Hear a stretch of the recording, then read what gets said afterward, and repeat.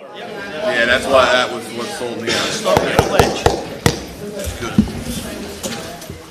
Pledge allegiance to the flag of the United States of America and to the republic for which it stands, one nation, under God, indivisible, with liberty and justice for all.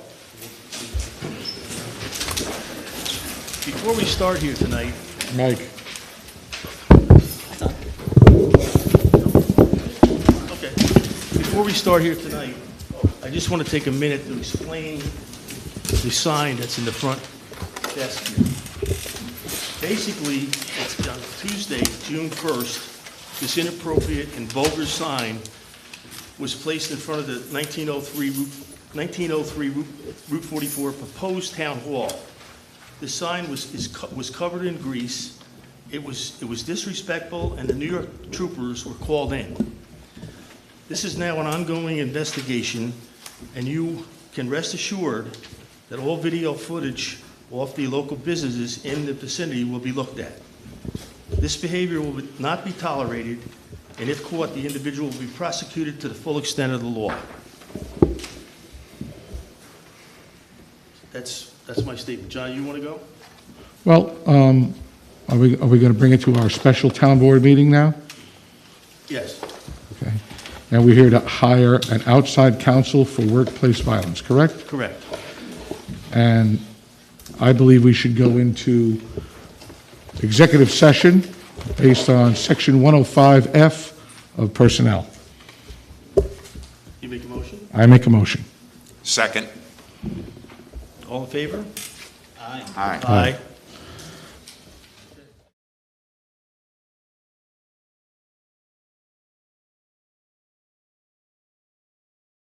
Mr. Wise and the board, thank you. Okay, that's fine.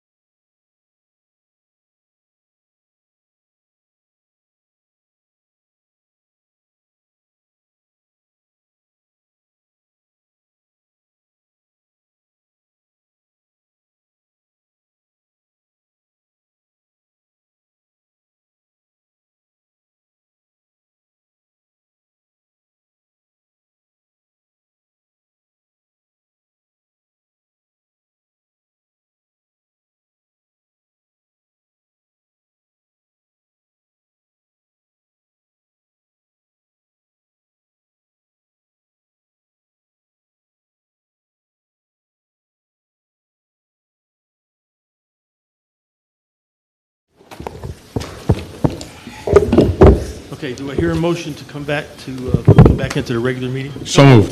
Second. Second. All in favor? Aye. Aye. You seem to be hearing. I can try. Thank you. Doesn't seem very loud. Yeah, it doesn't seem very loud. And I know the people that watch it at home sometimes. Yeah. Who's it, me or Frank? Not you. You can hear me, right? Okay. Testing. Is that better? No? Better? Maybe you just like Richie, it. crank it up. Okay, so what we're going to do is we're going to open the meeting to the public for the special town board meeting, which is to hire outside counsel for workplace violence. So do I hear a motion to open the meeting to the public? Do we want David to explain? Oh, wait a minute. Before we do that, our labor council will explain to you people what we're doing, why we're doing this.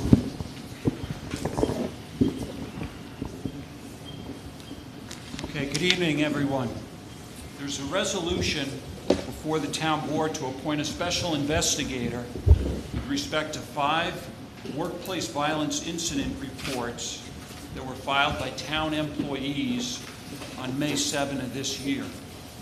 The Workplace Violence Prevention Act requires, at least in part, that municipalities adopt a policy regarding the identification of, and if necessary, the abatement or correction of any conditions that might present any sort of threat of violence or to the safety of the employees of the town.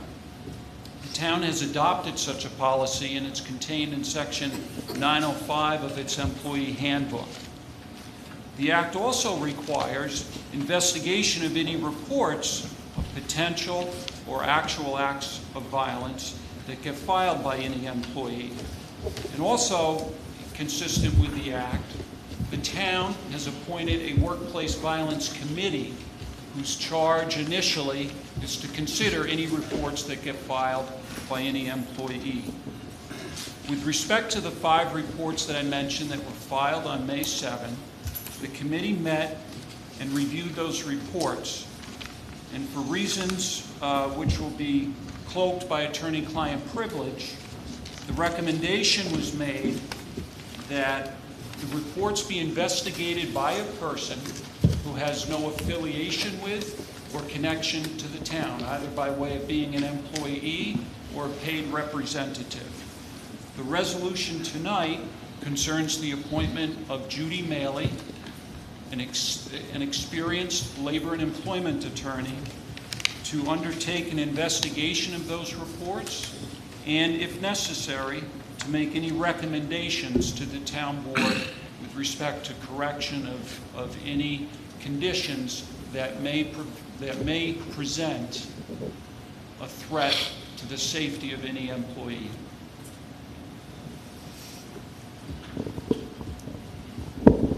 At this point in time, I guess we're going to open up the meeting to the public to speak on this matter.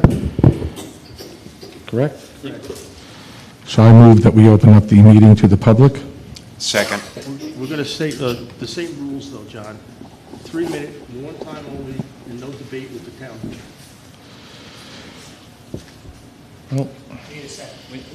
we have a second. We, you know- Keith's second before that was in there. I think people can speak at large. I mean, we don't have a lot of people here.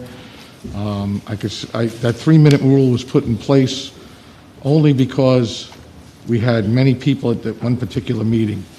I move we waive that especially since I move we waive the 3-minute waiver only because it also pertains to other things on tonight's agenda that people may have more to speak to than just 3 minutes. I'll second that. All in favor? Aye. Aye. Opposed? Nay. Wait, I'm confused as to what we're voting on here. We're voting on, To allow the people to go for more than 3 minutes. Roll call. Hold on. hold on 1 second. Wait a minute here. So I propose we waive tonight's 3-minute rule because there are many things on the agenda that people need to speak to that are possibly more than 3 minutes. We do not have a lot of people here, not where there's that many, and I believe we should allow them to speak their mind and on different things for the entire In evening. this case, they're only going to be allowed to speak on the one issue, the one item. Okay, Okay, because but- if you notice on the bottom, it says that, or up in the top, this is only to speak to agenda items, so that's what this means. Now, if they want to speak afterwards, after we do the resolution, then that's fine. Mr. But I Supervisor, still want to. No. just, so you had a motion to open the floor to the public, you had a Right. second, but you didn't have a vote on opening for the public, so let's just take a vote on that first. Open the meeting to the public? Yeah. Yeah, but we got to set, Paul, we got to set the rules, though. But did you record a vote on that? Okay, we need a vote on that. for Yeah, the but clerk. what about, he Right. wants to amend it Well, let's to, open, let's agree to open it to the public first, and then Councilmember DeBecke can make his Okay. motion All right. to waive the rules with regard to. Okay. amendments. do we hear a motion to open it to the public? we already had a motion, we had a second. You just All need in a favor? vote. Aye. Aye. Okay, so now. Now, I'd like to make a motion that we waive the 3-minute rule so that people can speak their mind, especially in a workshop, although in this particular case, we're talking about this one particular item, but Are you referring to that you want to waive the 3-minute For the night, limit for for this both- evening. Wait, no, for both open portions of the meeting? yes. You're in one meeting now, so let's do it for this meeting now. We gotta do it separately. Okay, so I propose, I move that we waive the 3-minute rule for this portion of the meeting. Second. Any discussion? All in favor? Okay. Madam Clerk, call the roll. Councilwoman Oliver.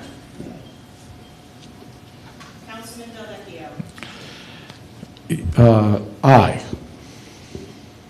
Councilman Mazzello. Nay. Councilman O'Hanlon. Aye. Supervisor Sisnowski. Nay.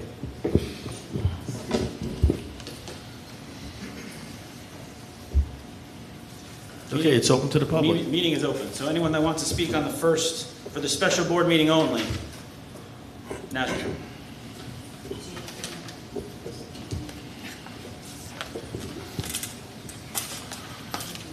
So, now that I get this straight, so what we're talking about is just about, Name and address for the record. sorry, Scott Cookingham, 99 West Road. So what we are allowed to talk about for 3 minutes right now is about what you guys went into your special counsel for, correct?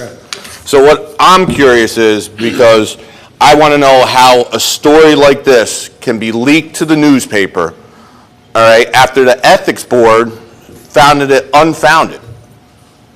So I'm just curious, when you put somebody's name in it, my brother being a detective and stuff like that, I'm just curious, I was tossing off his head. It's like you see DeVecchio's name in the paper, but you don't see any of the accusers. And have you seen your charges yet? I'm just curious. So now we're going to spend money on a lawyer on something that you don't even know what the charges are. So how long? This is since May 7th. And the person being accused, that'd be like me going to arrest somebody and not knowing, going to tell them a month later, hey, I arrested you for DWI. I wasn't even driving. Yeah, well, that's what we're arresting you for. So I think it's really sad. I mean, every time you turn around, I get up here to talk, the town's falling apart. We start with tonight with this sign, WTF, when, Frank? It's like, exactly, when? When is the town going to get this shit together? It's sad. The taxpayers are getting upset. We can't get anything done. Helen Park's no good. I talked to a father last night. Helen Park's got a broken slide, bees nest around the basketball courts, and we want to put in bathrooms. We can't even take care of what's there. I just don't understand why, people, are up in arms. I understand that they are, but when somebody, if somebody accused me being a teacher, I would want to know what they accused me for. That's going to mess with my livelihood huge. And I sure wouldn't want to know literally over a month later what the charges are. I just think we really need to, every time we turn around, we're spending money on this lawyer, spending money on this engineer, and we haven't gotten anything done.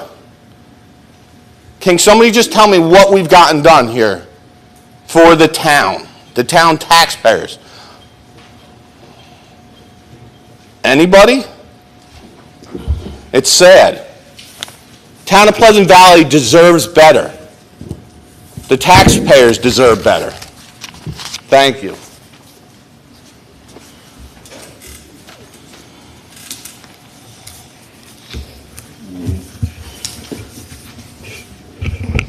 Anyone else?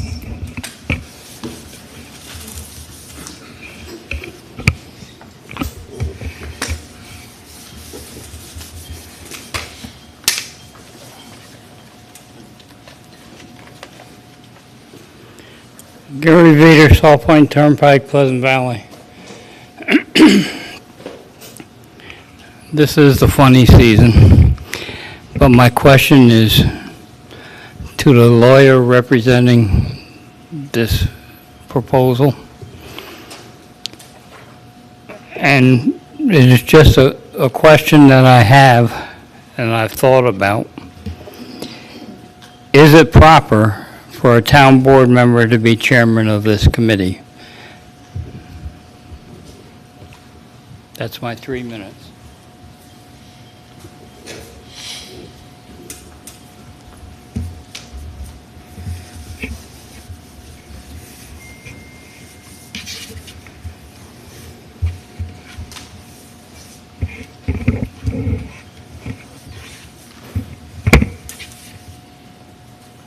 Anyone?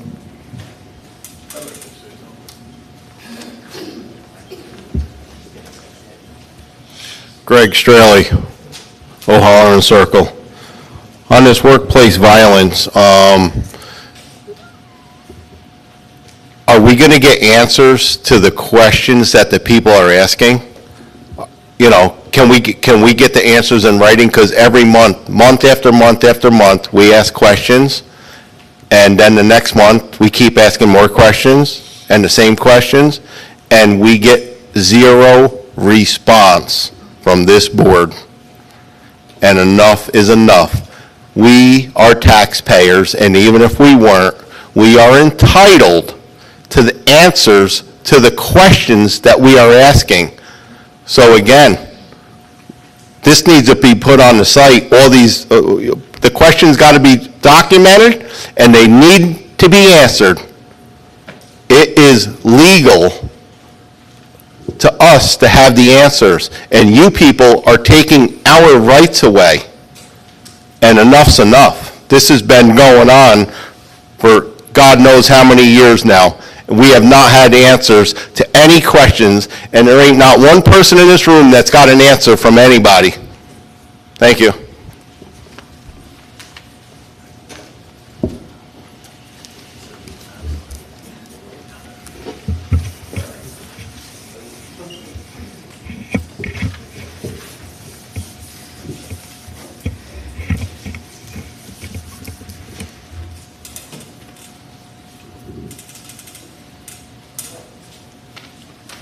Anyone else?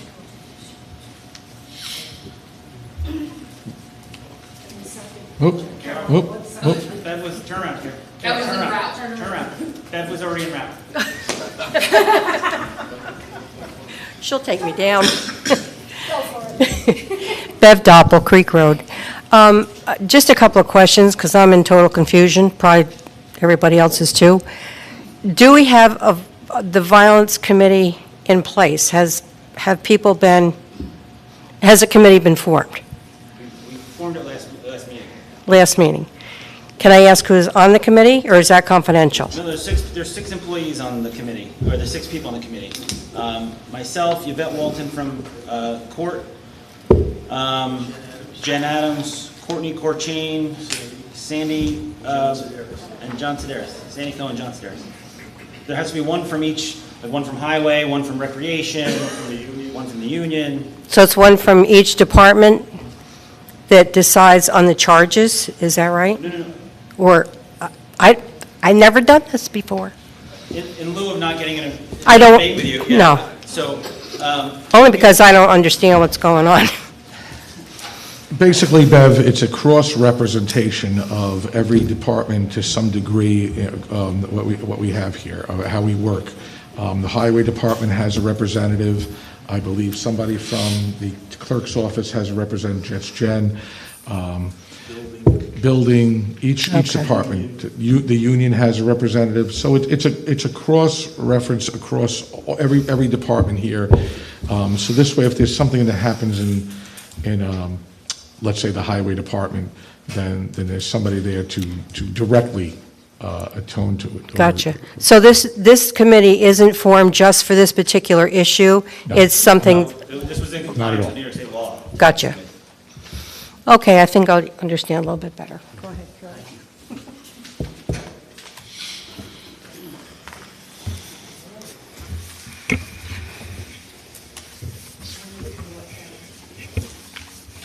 Carol.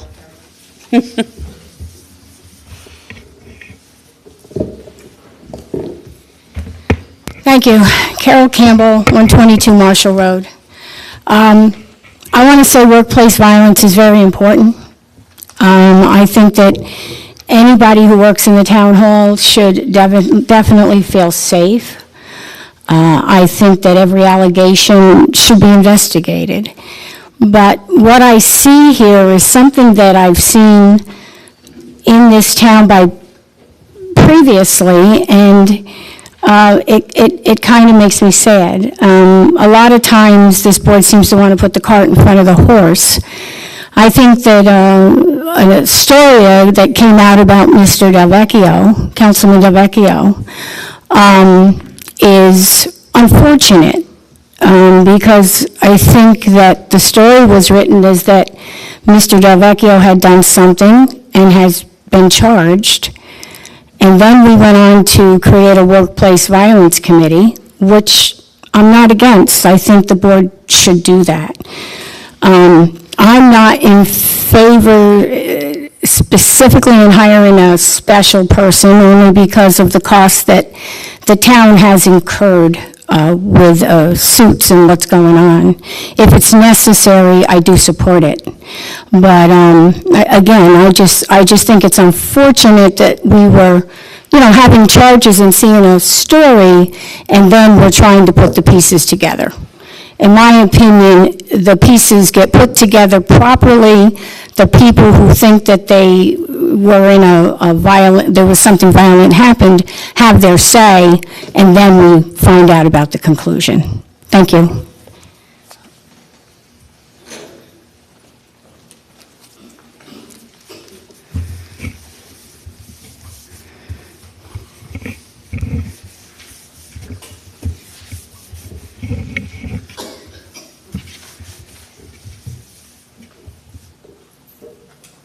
Anyone else?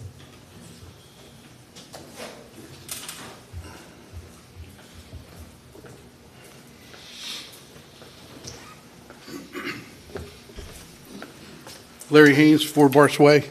I'd just like to know where the rights of the accused are in this. The man was charged, the charges were brought back on May 7th. There's a letter out there that says that they were unsubstantiated, but yet he hasn't even seen his charges, what he's being accused of. I was a law enforcement officer for almost 30 years. If I brought up charges on somebody and didn't show them to the accused, I would have lost my job 29 years ago. The man deserves to see his charges. His rights need to be protected.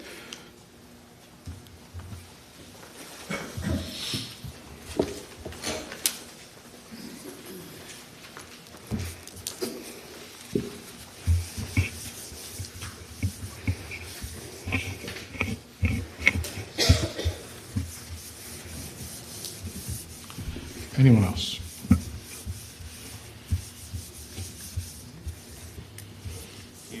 Hearing none. No? One more.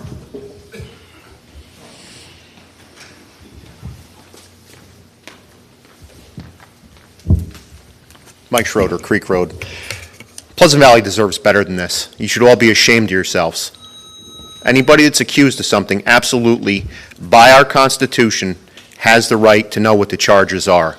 You should all resign. You should be gone. It's an embarrassment. It's an embarrassment to the town people, to the townspeople, and to the positions that you hold. You're sitting up here, you can't even figure out how to do a motion? Are you kidding me? Absolutely ridiculous. Should all resign.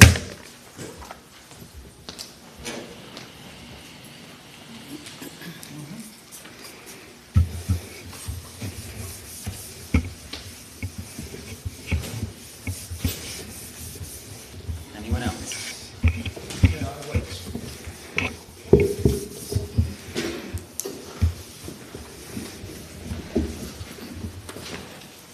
Thanks. I think you all know who I am. I'm Kenneth M. Stenger. I represent Mr. Delvecchio, and I'm up here tonight to speak to everyone in this room. The only thing I know about this case is what I read in the newspaper.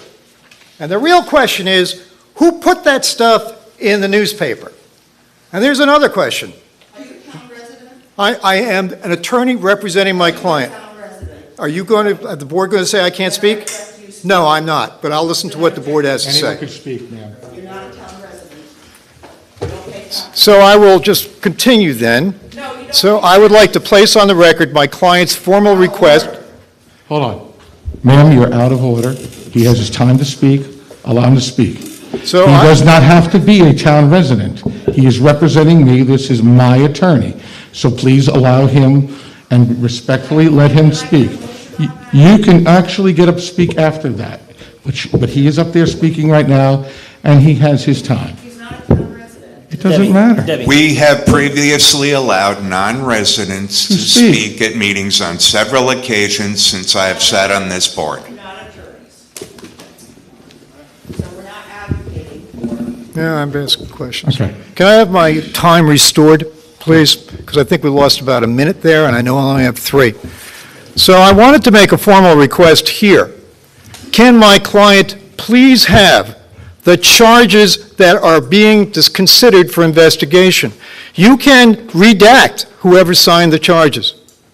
I intend to represent Mr. Delvecchio in this matter. I asked for those charges, and anybody, anywhere in this town, in this country, in this state, would be entitled to getting those charges and reviewing them and offering some response before an investigation would start. If there's a concern about the people who made the charges, redact them. If there's a concern that Mr. Delvecchio, in doing work, in doing his job in his town hall, is somehow a threat to those people who made these charges, let Mr. Delvecchio and Supervisor Szynski work out a process where they need not come into contact with each other. But for goodness sake, does anyone in this room believe it's fair to hire someone to investigate you for a charge, and the only thing you know about this charge is what you read in the paper? So let's talk about what we read in the paper. On the 20th of this month, this is when John finds out about these charges. Where does he find them? On the front page of the paper. What's said in that paper? Mr. Mazzella says, hey, he's under investigation by the Public Ethics Committee, by the Pleasant Valley Ethics Committee. What he doesn't say is that he filed the complaints and that they were dismissed 15 days earlier. In that same article is the first notice that John Delvecchio gets that he is subject of charges, which he still doesn't know what the charge is. But, and that's not quoted by Mr. Mazzella. He doesn't say, I'm reporting this, but somebody put that story together. There is that source. There is Rule 405 in your handbook that says, anybody who's involved as part of the investigatory process shall not discuss it with the press. So this becomes very important, because if Mr. Mazzella is the source of that story, if he picked up the phone and said, I have something good for you because I'm running for supervisor against the same guy I'm making the complaints again, that's a problem. He shouldn't be sitting on that committee. He shouldn't be part of this investigative process. So I want to thank you for allowing me to speak tonight for Mr. Delvecchio. I would ask you to please think hard on my request. You can redact it. Give us the charges, please. You have a very strict definition in your code as to what is an incident that fits within the definition of workplace violence. The way I read it, the event has to occur on town property, it has to be employee-related, and it also requires some act of violence of some level. It's a pretty well-written paragraph. I'd like to see those charges because I don't think they're going to fit within that paragraph. Thank you very much.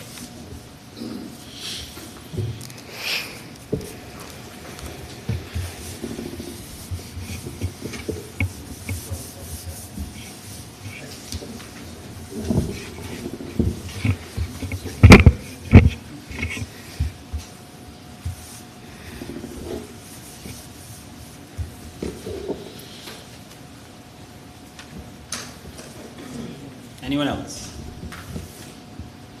Hearing none, I move to close the meeting to the public. You want? Second. What?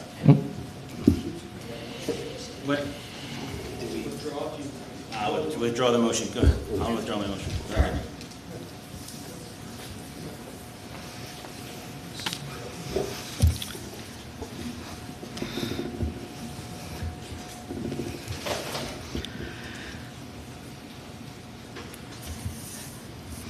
After thinking through the article in the paper and obviously the situation that's going on here. Your name, please? I'm sorry. This is Debbie Langenow, Davis Road, Salt Point, New York. I do think it needs to go to an investigation, and I don't really see where that's going to hurt Mr. Delvecchio. It might help Mr. Delvecchio. It is a confidential investigation. I think it's fair to illuminate what's going on. I don't know what the law is, with this. But there's times that are charges, and these aren't really criminal charges. So there's charges that are brought that need to be investigated before they can fully be brought forth to the town. And so I give my full support to the board to, please, I am begging you to go ahead and investigate this. Workplace violence is scary. I am a trauma therapist. I am a first responder to trauma. I've gone to victims' homes who have been shot, who have been stabbed, and various other things. So I know, and this has been a crazy time. So if there is some kind of, I think, just to protect the staff and to protect Mr. Delvecchio, I think that it has to be investigated thoroughly. Thank you.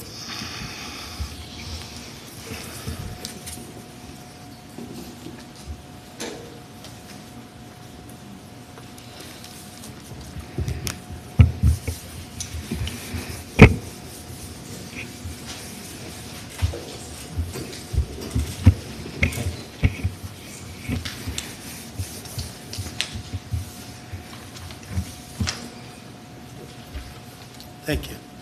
Don Sagliano, 35 Ryan's Run. The discussion of the public is on an item on the agenda. Has a resolution been disseminated so that the people that are here or the people that are in the community would be able to review the resolution before the board takes action on it? I believe there are some requirements with regards to public meetings rules that resolutions should be available. If so, could you at least read the resolution into the record so the people that are here or are watching on YouTube would have a greater understanding of it? I know Attorney Wise did sum it up, but I think it would be appropriate if we could hear the actual resolution. Thank you.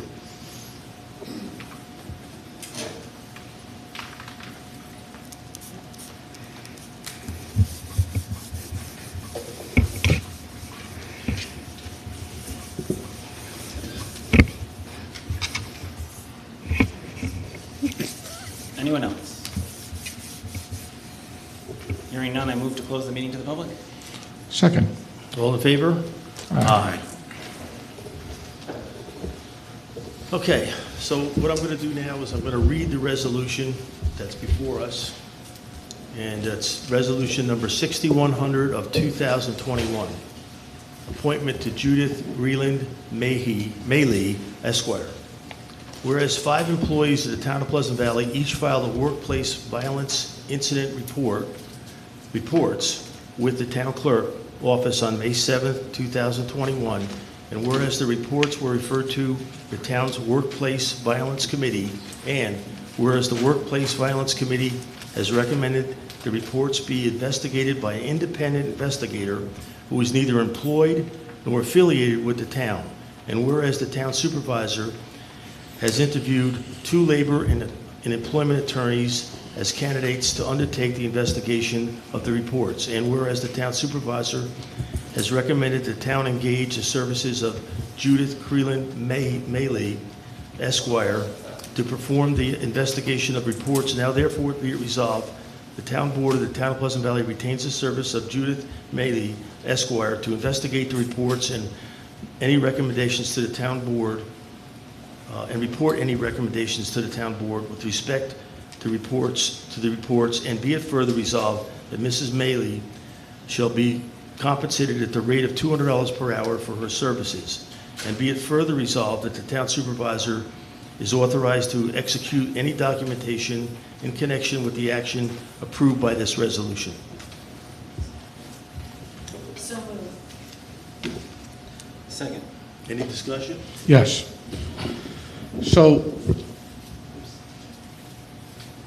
as a resolution, I have a problem as how it was presented and how it was brought forth. One, the person who's named as the attorney, which I'm sure she's qualified, was never brought forth to the board ahead of time.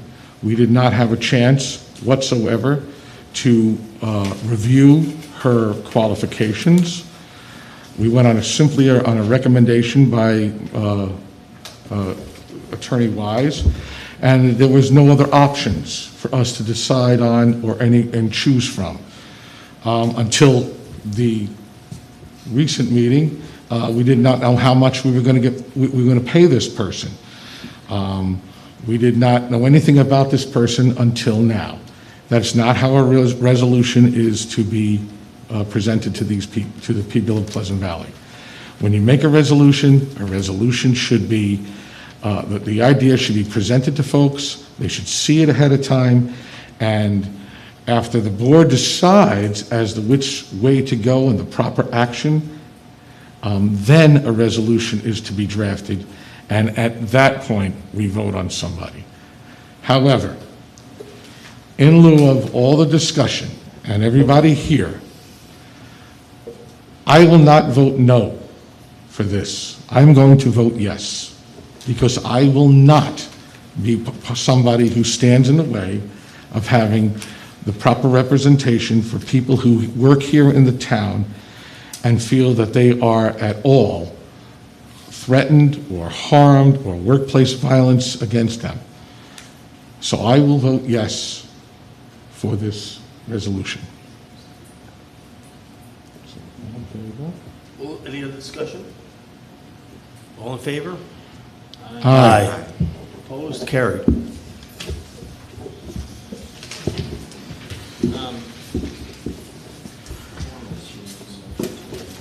Yes. So I'll make a motion to adjourn the special portion of this meeting. Second. Any discussion? All in favor? Aye. Aye. Okay. Yeah. We get into the workshop. Okay, first item on the agenda is the building and zoning fees. I know that we were going to allow, or we're going to meet with Gary. I think he's coming to our next meeting, or? It's going to be, Gary's coming in on the 23rd. Okay. Yeah, I was going to give one to you. So here's a copy of our, one more. Here's a copy of our, that's one Paul, that's one Genuine.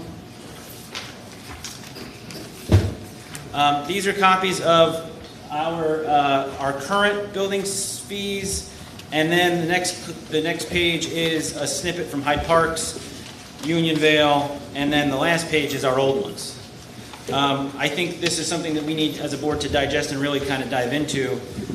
We went from, I mean, just to give you an idea, a commercial building permit went from 60 cents a square foot to $1.50. Wow. So I'm not saying, look, I'm not pointing a finger on this one. I think we all met with Gary. I think we all agreed at some point to do this, but I think we need to rethink. I'm not saying that our fees didn't need to change, but I'm thinking that they didn't need to go up this much, is my 2 cents. Agreed. So we do not have Mr. Beck No, here. he couldn't make it tonight, I guess, according to Frank, but he's coming on, he's coming 23rd. So I propose we table this discussion and digest these fees, which we pretty much all have ahead of time anyway. And I'd suggest that we make sure that Mr. Beck is here to explain and justify. He's already agreed to come. He's already agreed, great. So I say we table this till the next meeting. Yeah, no, I agree. I just wanted I wanted us to have them. Yep. That way we can compare, a town that's slightly bigger than us, a town that's roughly the same size as us, so. I move we table it. I'll second that. I'd like to have some time to really digest this. All in favor? Aye. Aye. The mill site cleanup? Yep, we were down at the mill site the other day. The Matt and Tom and Jason have done a great job of getting it ready for Memorial Day. And that was a great service put on by the VFW, so I would like to thank them for that. But heading down there, the pavilion, the gazebo that's there is in dire need of some repair, and it's becoming overgrown. There's trees actually that are growing around the roof. So what I'm really asking, if anything else, is I would love us to get together an RFP to really have somebody come and rehab that gazebo. It's missing a portion of the roof. It's pretty beat up. It's pretty beat up and it looks pretty bad.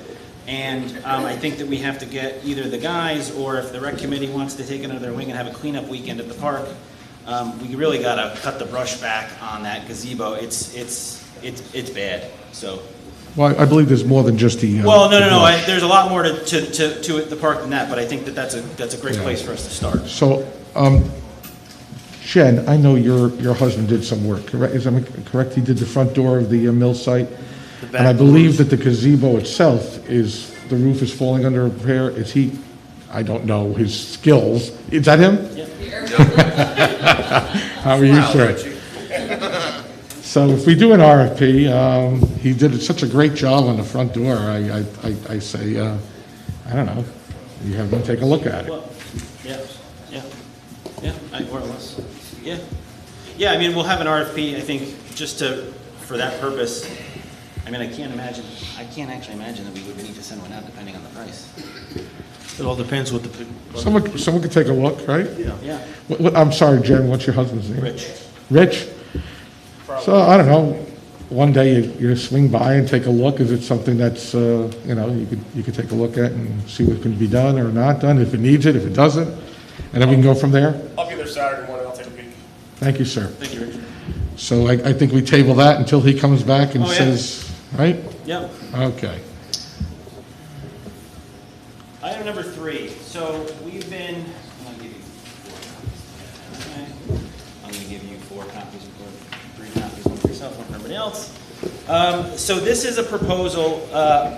I've been in contact with Bard College. They're finishing up their semester to do some water and air monitoring for us, and they're currently swamped and haven't had a chance to kind of recoup from finals and whatnot. So I haven't had a chance to meet with them. But this is a proposal from a HydroQuest. The gentleman's name is Paul Rubin. This is for him to come and do testing in Wappingers Creek in accordance with, I guess, those samples that Greg and his wife had dropped off at our table. So, Sandy, I'm sorry. again, this is just for discussion. We're not voting on anything tonight, but this is really, it's really comprehensive. We should read through it. There's 2 options that he gave us for studies. One is the study 1, which is, I guess, just doing water samples There's a set fee from HydroQuest, and then there's a lab fee, so it's about $3,000. The second option is like a comprehensive, it's a study and analysis of the results, and it does photo documentation and everything else. That is slightly more, it's a lot more expensive. It's more like $13,000. But I think, hearing from residents, hearing concerns, this is a start in the right direction to address concerns. We could get these tests back and they could come back that Wappingers Creek is perfectly clean, or we could get reports that it's not. So let me ask a question. So back when we had a information dump against Peckham and what they did, and it was a something that a decision that came, and it was notice the intent to sue. Right, and that was found, whatever, it was cleared. We said at that particular meeting, we were going to have a study done by, was it Bard College, is that correct? Yep. Okay, what happened with that? Well, if you were listening 5 minutes ago, Bard, they're finishing up their finals. They're in the throes of finishing up their semester. They don't have the time currently. They don't have the time. No. So at that same meeting, I asked for our... 2 weeks ago, just so you know. Bard is done. They're done 2 weeks ago. So at that same meeting, I asked, even with the Bard College kids who were going to donate their time, I guess, after tests, I had asked for our own town engineer from the planning board to do the tests, or maybe even coordinate with them. This way we had somebody overseeing a bunch of students that may not be exactly the best, but okay. But to have them he'll oversee the whole process. Why can't we just hire him to do the testing himself? Well, I reached out to him to do a noise study, because that's also another complaint issue area that we've been getting complaints on. They would refer to us to another agency anyway. They don't do the testing piece. So that's why we got Paul's name from HydroQuest. So the gentleman who... Pizza Terra, who... I didn't specifically ask him about this. He actually said he doesn't do the testing? Right. I asked him about noise. I asked Pete specifically about noise testing, and he was going to refer... He referred me to Greg Bolner, who Greg was going to get me the name of somebody.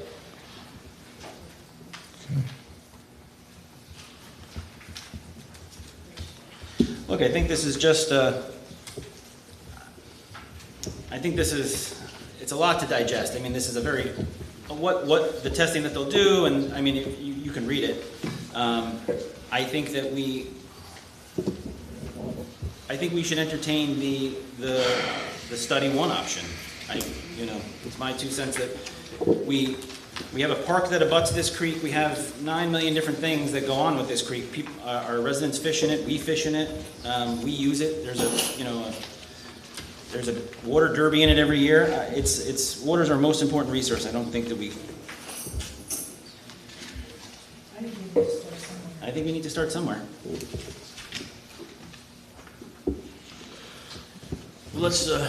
This is for discussion only. Yeah, it's discussion only. I mean, it's just a discussionary piece. I figured we'll have a resolution to hopefully approve it. I'll draft one. If we approve it, we approve it. If we don't, we don't. Also, we got to find the money. Yeah.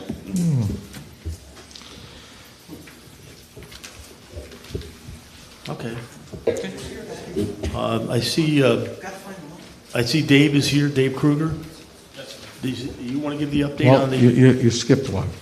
Which one is that? Oh, the RFP for the sale of the property up on 1903 Route 44? That's on the agenda for resolution on number 11. If you want to discuss that now, I think Paul is here. He can speak to the RFP. Paul, I think everyone could use an update as to what an RFP is and what the plan is here. So it's the town board is desiring of selling the property located at 1903 Route 44, which it purchased, I believe, approximately 2018. At that time, it was the intent of the town to develop it into a future town hall.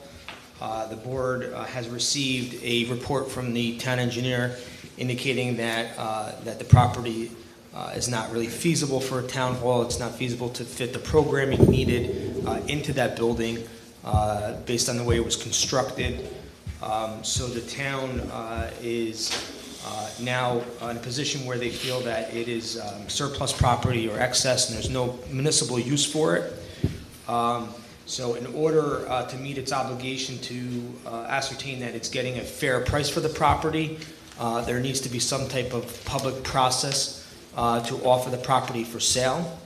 One of the ways to do that is through what's called a request for proposals, which will be a public document that will be let out to the public, put in the newspaper, advertised, seeking anybody that has interest in purchasing the property to submit an offer to the town by the deadline. The document before you sets forth the procedure in offering or placing offers for the property, how it's done, what the deadlines are, what the timeframes are, and the certain terms of how it would be done. So I was asked by the town board to draft a request for proposal, which is before you. The process would be for the town board to authorize the release by the town clerk of this proposal, and then to publicly open those proposals once received on July 9th, which is the deadline. And once that's all received, what happens next? So once the offers are received, then there's essentially two things that would happen. One is that the town board would either have to accept one of the offers or reject all of the offers.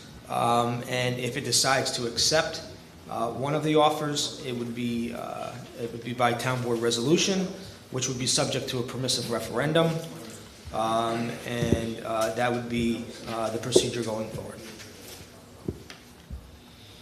Thank you. Any other questions?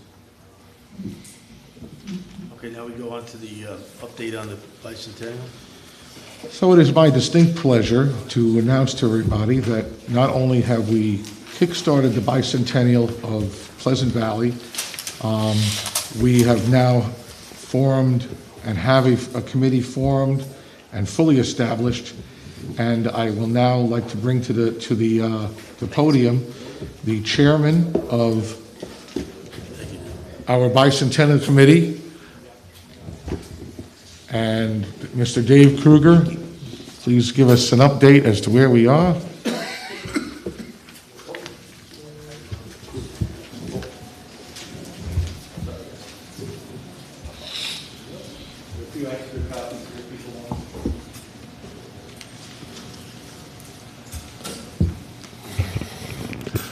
Okay.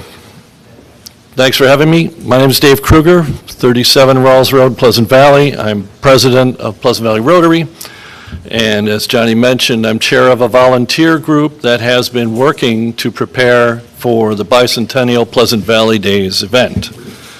We have a committee of approximately 20 people. I didn't want to bother with the PowerPoint tonight, but I did make multiple copies if people want them. We have scheduled this. Actually, we came up with a nice logo or a nice suggested motto for the event, 200 years of community and caring. I thought it'd be nice to talk about something positive tonight. So we've tentatively scheduled this for September 17th, 18th, 19th at Katie Field. We have a volunteer committee of approximately 20 people, or added a few tonight. Several are here tonight. We form committees on entertainment, fundraising, logistics, security, parade, publicity, and vendors. We have general and committee meetings ongoing. Our next general meeting is going to be 7 p.m. at Madison's on June 9th, if anybody gets hungry and wants to swing by. We've been working on getting proposals for fireworks, for tents, for vendors, and for other smaller vendors, you know, the amusement ride people, but the smaller vendors that would fill the park. My main interest in this as president of the Rotary is that we have not had a major fundraiser for a couple of years. And the deer tent, as everybody knows, is our major fundraiser. So I'm kind of have a little bit of a mixed interest here. I want to make sure that we have a very successful Pleasant Valley weekend in order to improve the services that Rotary can offer to the town. And I'm going to get back to the gazebo in a minute, because I can fill you in on that, too. So we've hired a webmaster. You can see we have save the date posters going up around town. We have a Facebook page that's open. We have a website that's open. There's a schedule on the website, and if you go to the next to last page, you'll see our initial tentative schedule for what we're planning. So Friday afternoon, Friday evening would be a soft opening. We'd have music, we'd maybe have a car show, and the vendors that care to stay open for the third day on Friday evening would be available to do so. Saturday morning, the Lions planned their bike ride. We'd have the main area open around noon, live music demonstrations during the day. We have our cornhole tournament manager in the back here who's been working on setting up a cornhole tournament, at least for Saturday. If it's successful, it may continue on Sunday. And of course, our bicentennial fireworks display at dusk, which we hope will make a big, big boom. Sunday, planning an ecumenical service in the morning. That was very popular in previous years. Open the main area at noon. Parade line up at noon, step off at 1. Parade ends at Katie Field, followed by some more demonstrations, marchers, bands, live music, duck race that somebody mentioned. Yes, we have the all-important Pleasant Valley Rotary duck race at 3 p.m. on Sunday.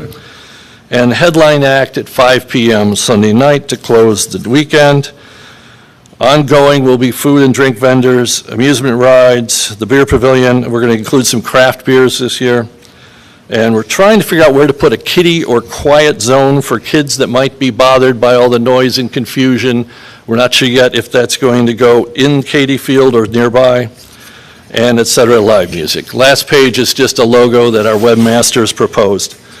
So that's pretty much it for what we have been up to and what we would like to do for the town. It's a spontaneous group that's grown out of a residents' desire to do something positive. We've all had a tough year. We'd like to do something nice for the town. And it's time to have a party on our bicentennial. The gazebo. I made a presentation to the town board in 2006. The Rotary donated the gazebo to this town, with the understanding it would be maintained. And I gotta say, I have dropped off the name of the company, it's Allen's Factory Outlet, North Carolina, to the last 7 or 8 supervisors, I believe. I know the cupola fell off, so I can get you the name of the company that built the kit. So we built this from a kit. Greg Bullner and I were told that there was a danger that the thing could flood and float down Wappingers Creek, so Greg and I anchored it to the concrete pad with concrete bolts.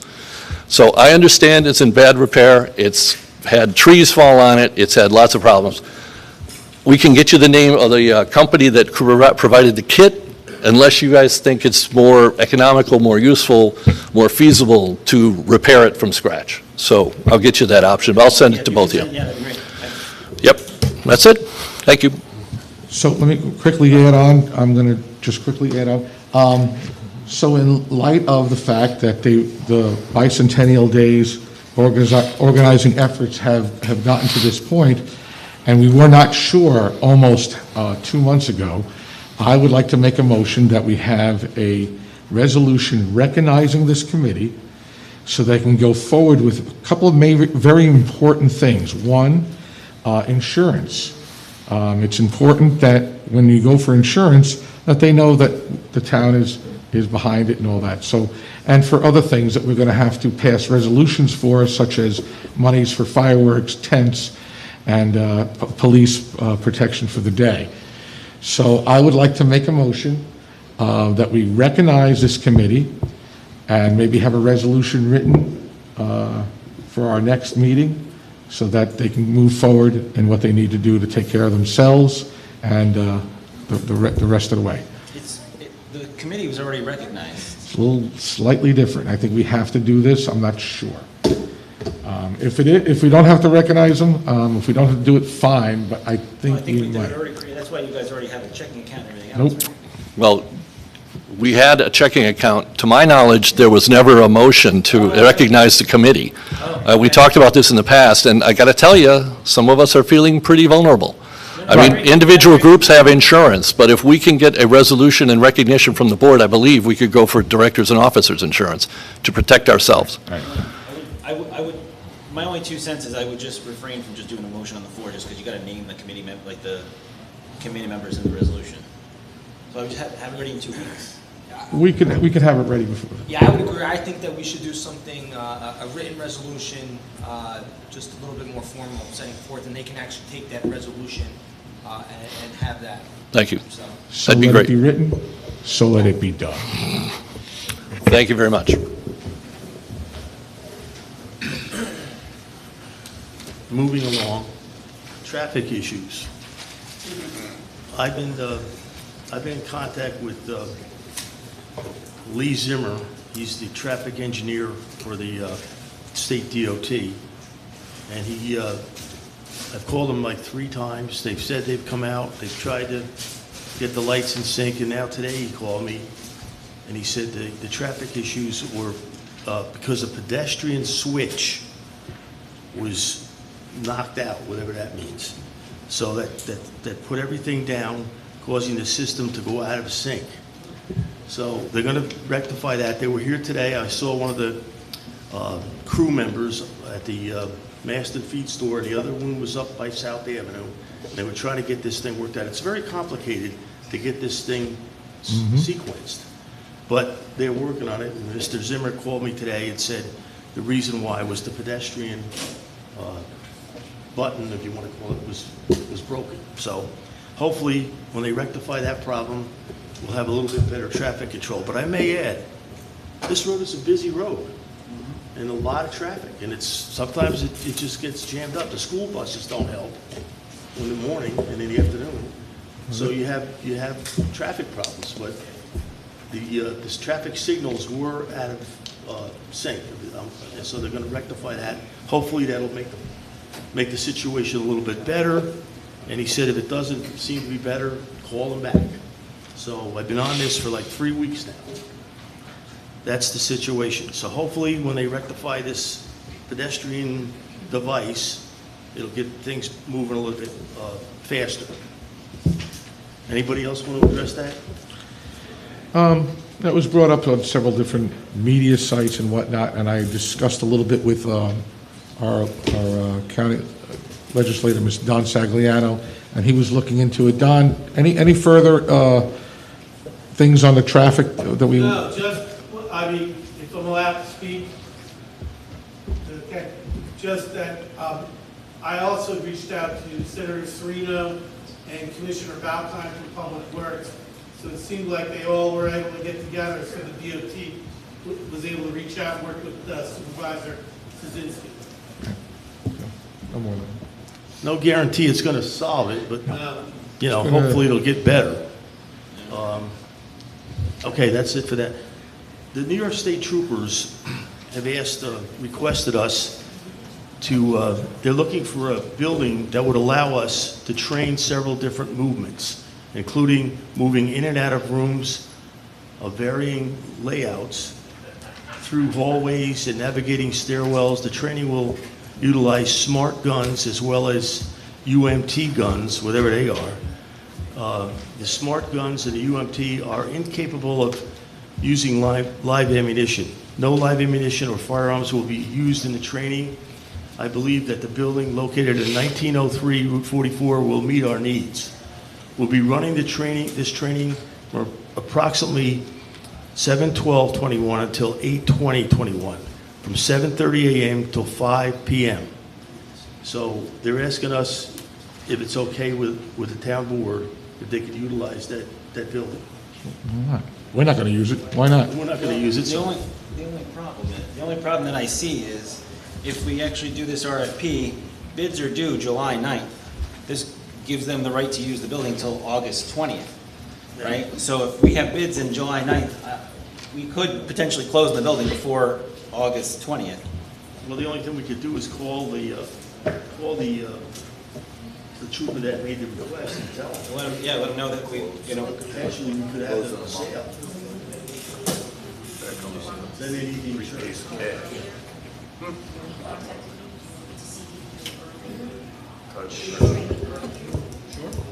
Yeah, I mean, I think it's, like, I was part of one of these trainings when I worked for Target years ago. It's actually quite the training to be part of. I would, yeah, I would like to accommodate them, so if they could come in earlier. The likelihood of closing by that date is probably Not realistic. yeah, very slim. So maybe what you do is just let them know that that there is a potential, but we'll accommodate them to the best of our ability. Okay. And I believe they've already provided proof of insurance. No, they will provide you. And we'll just review the insurance. But I've worked with them in the past, and not an issue with insurance. So nobody has a problem with that? Okay. State troopers can do anything they want, as far as I'm concerned. Getting on that, I think that we, due to the problems up there we've had, not only the sign, but there's been people up there that have been, for lack of a better word, trespassing, because the trooper that investigated the sign said she was parked up in the back of the building a couple weeks ago, and this gentleman came in with a car, took his dog out, the dog, pooped. And when the trooper rolled the window down, she said, "Are you going to clean that up?" And he said, "Yes." So he went and cleaned it up. But my suggestion is that we post it and maybe put a couple of surveillance cameras up there. The motion, I don't think it's going to cost a whole lot of money. One of the ideas when the building was first purchased was to actually move the substation from where it is at the highway department up to that building, and it was along with a brand-new courtroom, which we so desperately need. And the hope was that if the substation was there, so would be a car, and that would certainly help with the traffic on 44 itself. Just the mere presence of a car parked there would slow traffic and slow a lot of speeding, and I do know that area right there is the cause of lots of accidents and a lot of harm to people. So, if they're up there for that amount of time, it wouldn't be a bad idea. It might deter some of the actions that are going on now, or whatever that happened there, and parking and doing whatever they're doing, or walking their dog. So, as far as putting cameras up there, I wouldn't waste the money at this point. Well, post it, though. We can post it, cameras in use, we do anything like that, but Okay.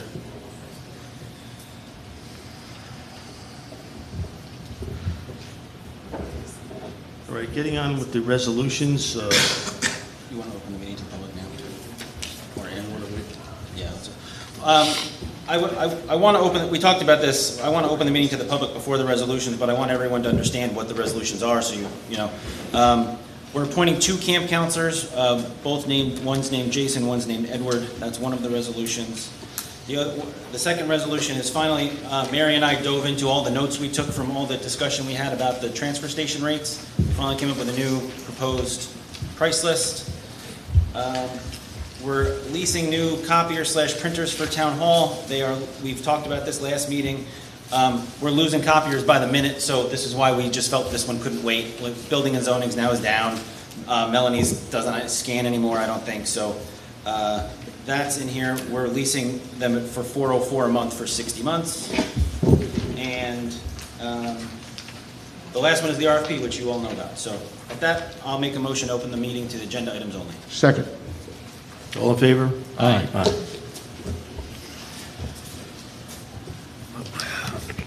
Phil Apicino, Ravine Road, Pleasant Valley. I'd just like to touch base about the water testing that was just discussed. This board passed 2 resolutions. One was to do a water study for well quality and quantity, and then I think a month or 2 later, you passed another resolution after the request from residents to do an air study, a 5-mile radius air study around the quarry. This testing of the Wappingers Creek kind of got started following the notice of intent to sue when Pace filed an intent to sue based on some industrial waste that was discharged from the quarry into the Wappingers Creek. And then, as recent as a month ago, they were cited again by the DEC for discharging into the Wappingers Creek. So the concern is the people that use the park, the creek for recreation, fishing, wildlife, your pets, whatever, if that water in the creek and the sediment in the bed of the creek is harmful. So that, I think, is kind of a third study based on, the first two resolutions, and this one was initiated based on the discharge that was put into the Wappingers Creek. So I just wanted to clear that up. Thank you.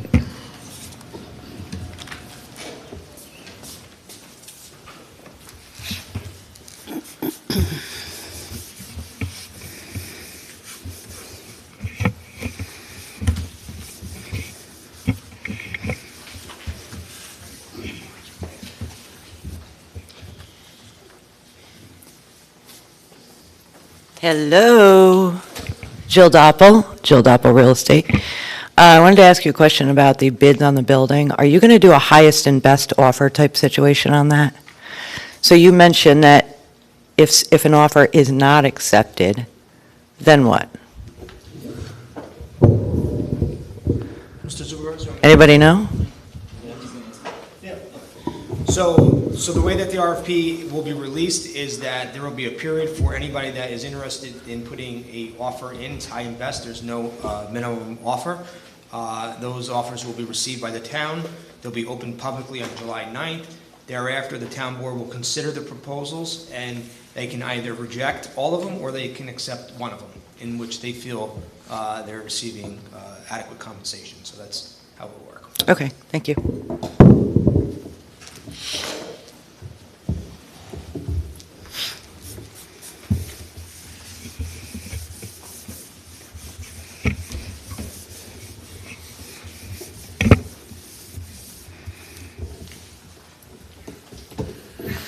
Mike Schroeder again. Has the board, did you guys read this resolution or the fee schedule you guys just put out? I read it originally when I was Okay. handed to it. I mean, it's a yes and no question. It's not a trick question. You guys are okay with charging residents $50 to replace a window or a door? How does the building department get involved in that? Are they coming up to make sure that it's level, or are they doing work for them, or I don't know. And the same thing with siding. I mean, what's the building department doing with somebody's siding? Are they coming to make sure that it's put on the building straight, or it's the correct color? I just don't understand why we're charging people to put windows or doors in their house. It's something that somebody as a homeowner is doing because they have a problem, and they may try to save some money on heating. These are all questions for Gary at the next meeting. Well, you guys put it out. I mean, To really answer your question, Mike, Johnny met with Gary and then told us all that, yes, I agree with what Gary was trying to do in that office. So we went on John's recommendation to approve all these fees. That's incorrect. No, That's incorrect. That is incorrect. Stop misleading people. Hold on a minute. I met with Mr. Beck after the fact that all this was taken care of and he was hired and done. My next step was I asked him so that I can find out what his ideas were and why he was doing this. He explained it to me. I've repeatedly have asked Mr. Beck to come here to explain it to the people, and I've been ignored on 3 different occasions. So let's not get this wrong. and some of this is just, it's pretty vague, parking area. So my father has a stone driveway, so does he have to pay the town $50 per load of stone he gets? Or is it just every time that he puts stone down in his driveway? Anybody have an answer for me? Again, we're not going to debate this. I'm just asking a question, Frank. We're not going to debate it. I told you that before. So nobody's got an answer. That's all right. Listen, it's okay not to have an answer. That's fine. Thank you for your comment.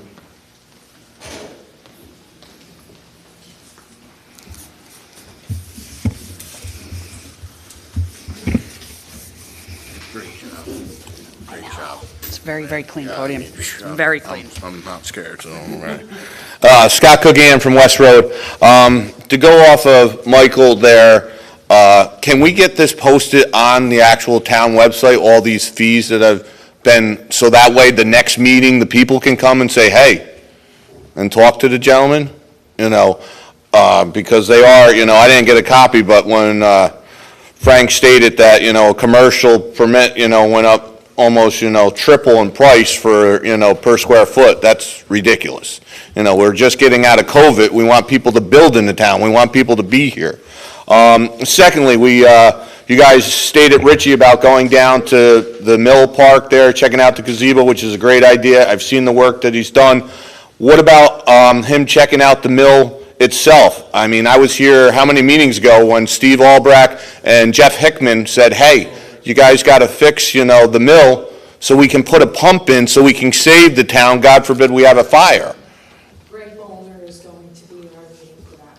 Okay, so he's the one that, but we need somebody at that time, your husband or Jeff, I forget, stated it needs help, but can't he at least look at what we're talking about, whether it's $5,000, $10,000, $20,000, just to, he's going to be there, at least get an idea of what it's going to take to fix it to get fire hydrants in this town. The fire department's willing to spend close to $500,000 to get the pump, which is great, but they said, hey, we need help on the mill. Let's see. Updated. Mr. Kruger, great job there with, the updated with the Pleasant Valley Bicentennial, traffic, and it's, there's definitely, a lot of issues there, and everybody, has been stating it, but again, we're seeing more and more people take 44. It definitely will help having them aligned, so that's it.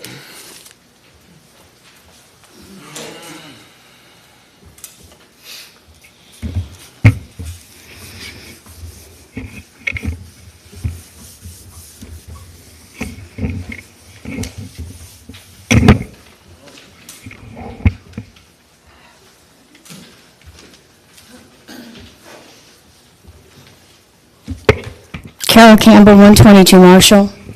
I just want to say that the permit fees are ridiculous.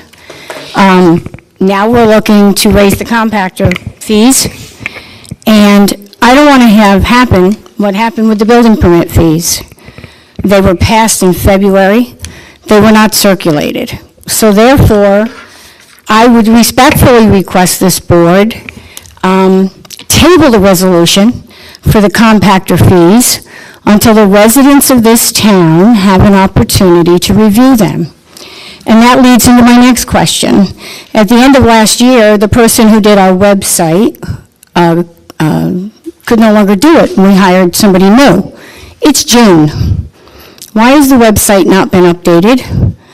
We need to have that up and running. So please consider tabling those and putting them on the website so we can see them.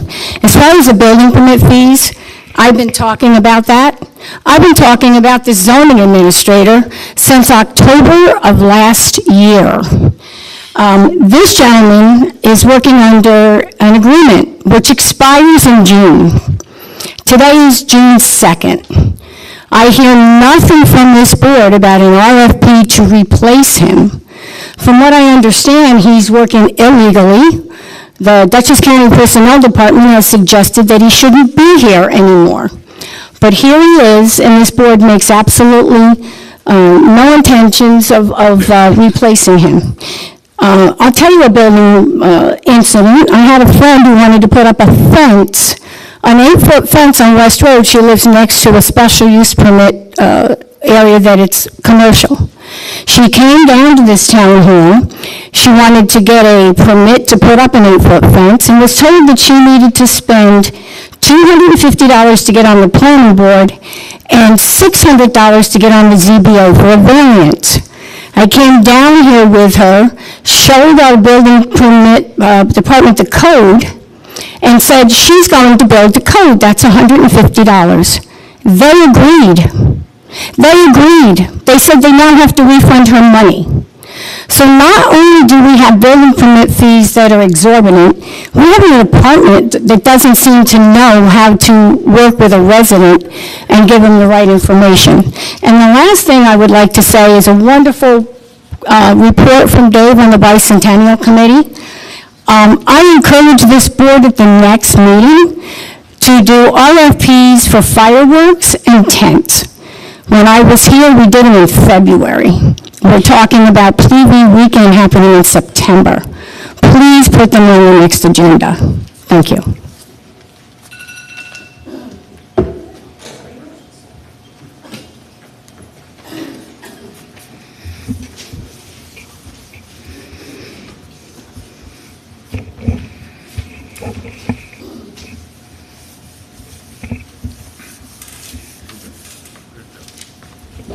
Thank you. Mark Figliozzi, Pleasant View Road. It's interesting to me that the current town engineers, who were the town engineers when the town first started looking at the site that was supposed to be the new town hall, were the first engineers that said it was well-suited. Then after that, KC Engineering came in and did a thorough study, and we had about 100 people in this room when they did their presentation, said it was well-suited. And so did Paggi Engineering. So I don't understand how all of a sudden it's no longer suited. There was a lot of money, a lot of taxpayer money spent. Plans were complete except for the court, because I couldn't get either of the judges to contact the court for me, and I tried contacting the court, and they told me I needed to do it through a judge. There's a grant out there still. I believe it's good till 2023, and because of COVID, the town could probably get an extension on it for that building for $867,000. There was another one with the county that probably expired for $50,000 for accessibility improvements. So I don't understand where this RFP is coming from. And if you're going to do an RFP for pricing to find for someone to buy it, which I think is ridiculous, there's 7 acres there, plenty of room to expand, and you're out of the flood zone, shouldn't there be an appraisal done? We did an appraisal, we did 2 of them, before we even looked at making an offer on that building. So I would think you should look long and hard and maybe have another engineering firm come in and take a look at that building and take a look at the plans that were done. They're here. Cork has them. They're on the server. I think it would be prudent for the taxpayer, because it's a lot less expensive to go there than it is to try to build someplace else. Thank you. Mark, just the accessibility grant that you referenced, that actually expired while you were still supervisor. No, it didn't. I got an extension. It was not approved. That's not true. That's what you told us when we took office. Not true. It expired in October. I still have the paperwork if you want to see. Okay? Regardless, all right, because the building was delayed, okay? You still have $867,000 out there. 50,000 is a pittance compared to that.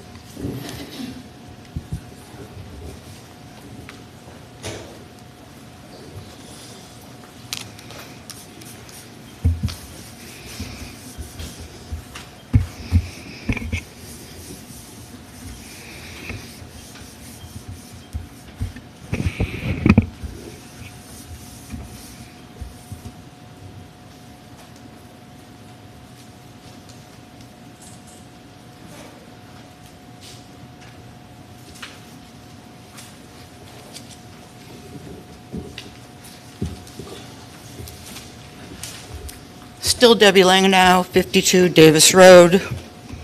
I'm bringing my blankie and my pillow from now on, just to let people know. I was wondering on the water proposal, since Mr. Sagliano has great contacts in the Senate, I think, there's lots of money out there, you know, everybody's entitled to Clean Water Act is out right now. I'm wondering if he can investigate that and possibly come up with some money for us. Everything is about fresh water right now. Fresh water, fresh water. But I do believe that this has to be done absolutely without a question. And then I'm going to say something that's really unpopular. The fireworks, I believe, run around 10 grand. More or less? It depends. They've been averaged around $4,000 and $5,000. Okay. I was wondering if that would offset some of the cost for this water study. And I'm just, thinking of veterans who get really triggered by the fireworks, kids and animals, or people who have been traumatized or shot or, whatever. In my house, we go in my house and we shut the door and we shut the windows and so on and so forth. And I know a lot of people were doing, I think, the blue light outside, say they were veteran, and kind of, to keep people safe and away from that. People don't realize how triggering they are. Go down to the river 4th of July if you want to see fireworks. I know it's a really unpopular decision, but it's a great way to take that money and put it into the water system and be a little more economic. And maybe Mr. Sagliano can get back to us on his contacts and all of the water bills that I've been reading about. Yes? No? Sorry, I couldn't quite hear you in the back of the room. The water bills. Well, there's a lot of fresh water bills that are out right now. Is there money out there for Yeah, there's, it's not, do I have opportunity? Yes, you want to. Okay. So when you talk about the Clean Water Act, are you talking about Discharge Water Act, or are you talking about fresh water? Because the supervisor spent 2 years trying to get water into the town. No, I'm talking about- So there's federal money, there's state money, there's money available from the DEC, but the town, who would be the sponsoring agency, would have to put together a plan to bring it to those appropriate agencies. I certainly could assist them with that, which I always offer to do that to the town. Well, so, as a taxpayer, I would ask that you do that. And if there's any way, I would be happy to help. Sure. There's a lot of money out there right now. And Ms. Houston is also a county legislator and serves Pleasant Valley, also has those contacts, and perhaps her and I could work together on it.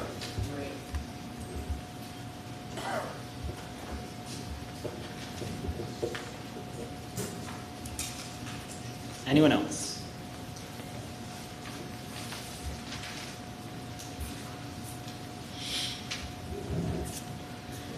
Gary, I honestly believe you need to have entrance music every single time you come to that podium.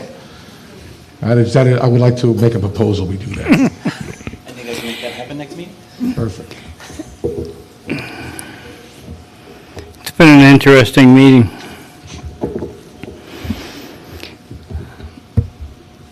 I was very surprised because I hadn't heard anything about it. The sale of the building up there, which I'm not for or against. I don't know enough either way, but I didn't hear anything about now we sell it, what's next?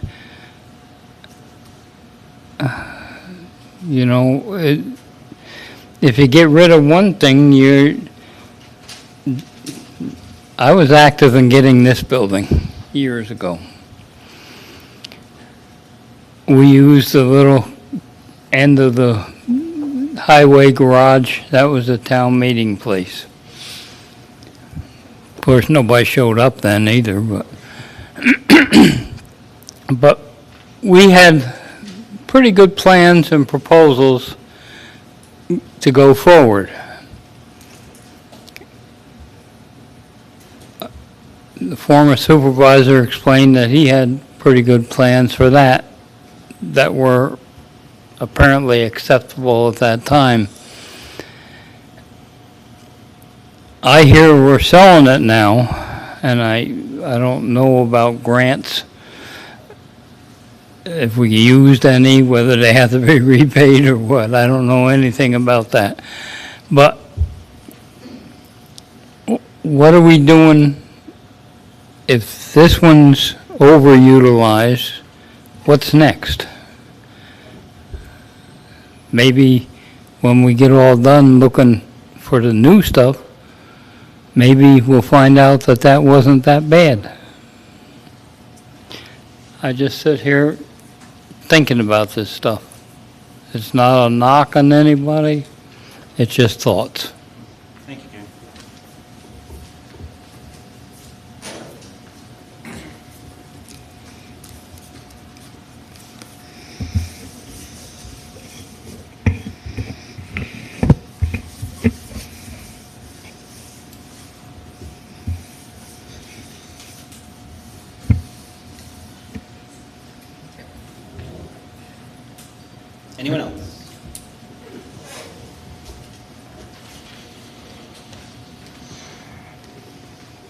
Hello, Mary Meyer, Clark Heights, the new town hall.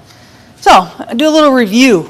I was up here maybe January, and I was asking about the town hall, because we had not heard anything, and we were going to spend $15,000 or $14,000, whatever that was, for an engineer to come up with some new plans. Fast forward a couple meetings, that engineer came in, gave us all these crazy ideas. Redell Park, tearing down this one, rebuilding that one. But now suddenly you guys are going to sell it. Where'd that come from? I don't know where that came from. And we still haven't heard anything about what's for Redell Park. So I'm a bit confused, and we still have no plans. Now we're going to sell it, but then what? Like Gary was saying.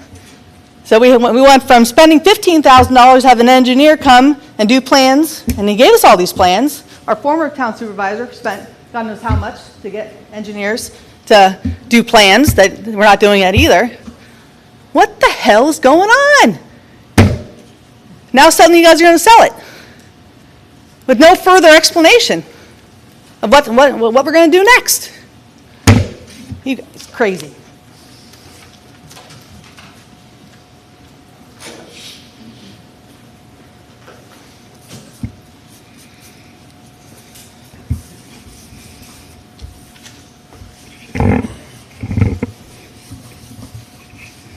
Anyone else?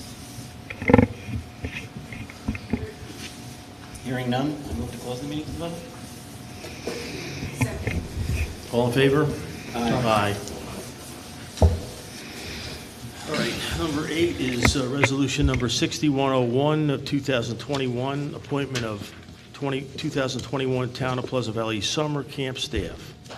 Resolved that the Town Board of Town of Pleasant Valley is hereby appoints the following 2021 summer camp staff. New counselors at $12.50 per hour, Jason Kasparini and Edward Sablinski. Yep, so moved. Second. Discussion? All in favor? Aye. Aye.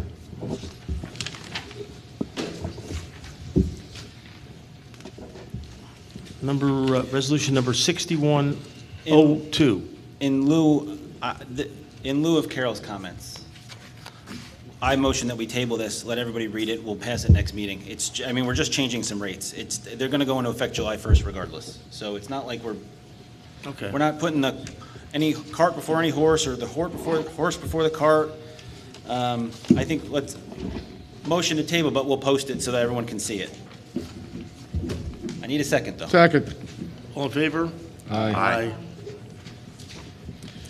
Resolution number 6103, 2021, authorizing the execution of a lease agreement with the Canon Solutions America Incorporated for the leasing of copiers for the various departments in the town hall.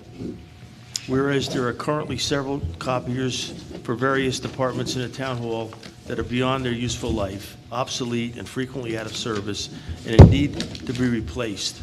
And whereas the proposals were solicited for the replacement of the 5 copiers, and whereas it has been determined that leasing the copiers would be the most feasible, cost-effective, and in the best interest of the town, now therefore be it resolved, the town board hereby authorizes the leasing of the following copiers.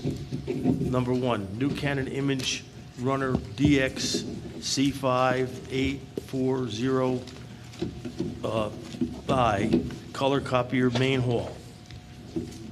Number 1, new Canon Image Runner DX C4771FZ color copier for recreation. 3, new Canon Image Class X MF11 27C color printers, planning and zoning, bookkeeping and highway, at a lease rate of $404 per month for a 60-month lease rental term, which includes $12,000 per month supply inclusive fleet service contract, includes all toners and servicing, and be it further resolved that the town board further determines that the lease terms and conditions set forth in the lease are acceptable and consistent with the needs of the town, and otherwise complies with the procurement policy of the town of Pleasant Valley, and further be it resolved that the town board hereby accepts the terms set forth in the lease and hereby authorize the supervisor to execute the lease agreement. So moved. Second. Discussion? All in favor? Aye.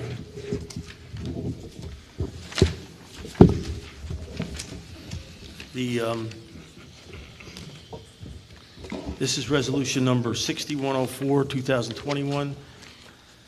Resolution authorizing the town clerk to issue a request for proposals for the sale of the real property by the town. Whereas the town of Pleasant Valley is the owner of property commonly known as 1903 Route 44, and more specifically known as tax map number 646302587934, having purchased the property in October of 2018 with the intent of developing the property into the new town hall. Whereas the town engineer provided the town board with a report that concludes the property is not suitable for development for a future town hall, in attempting to fit the town's programming needs will present multiple challenges. And whereas, based on the town engineer's report, the town board has determined that there is no municipal use or need for the property. And whereas, in order to ensure the town is obtaining the best price available, the town board is desirous of publicly issuing a request for proposals soliciting offers to purchase the property. Now, therefore, be it resolved, the town board directs the town clerk to release the attached request for proposal for the sale of 1903 Route 44 by the town of Pleasant Valley, and be it further resolved, the town clerk hereby directed to post a copy of the request for proposal on the official signboard and the website of the town for a period of 30 days. And be it further resolved, the town clerk shall publish in the town official newspaper a legal notice of official release of this request for proposals once a week for 3 consecutive weeks. And further be it resolved that this resolution shall take place immediately. So moved. Discussion? Yes. I believe that our engineering reports, for whatever reasons, are based and biased, and I believe that we should have an independent engineering report at this point in time, because as has been mentioned by the people here, the original engineering report by the same engineering company has said that that building was perfect for our needs, and now for some reason, and I don't know why, they've come back with a conflicting report, while 3 others also said. So I believe at this time we should actually have yet another independent engineering report for this project before we get rid of it and have nowhere to go. Agreed.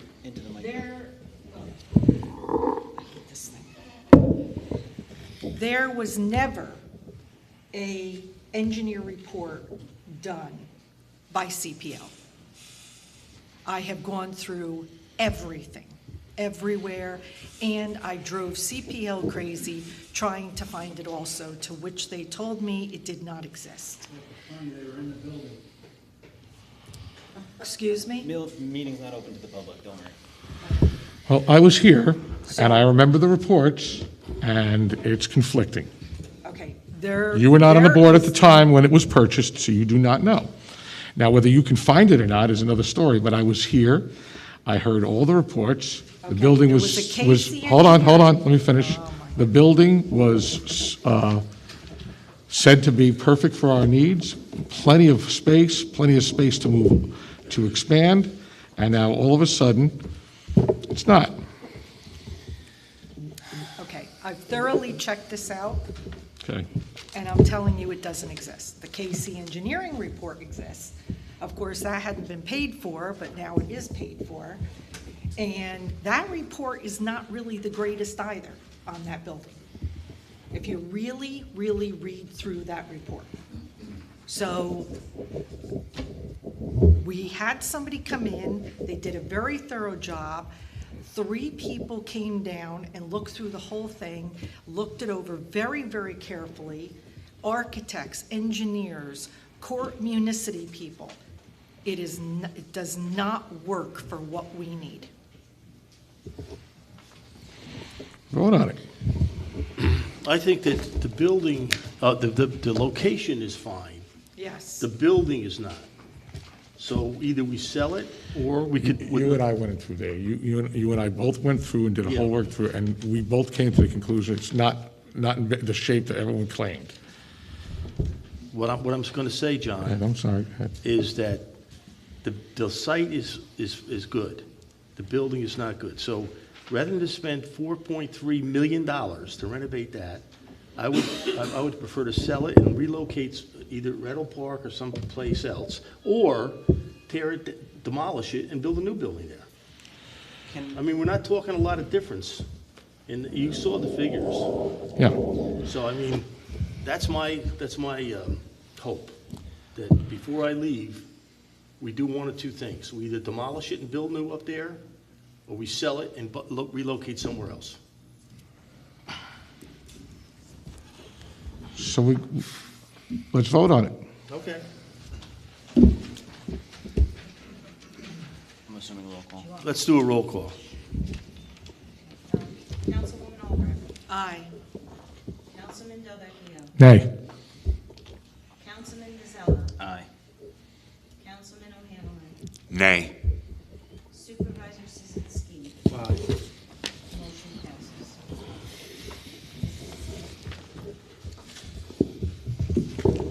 Motion to adjourn? Yep.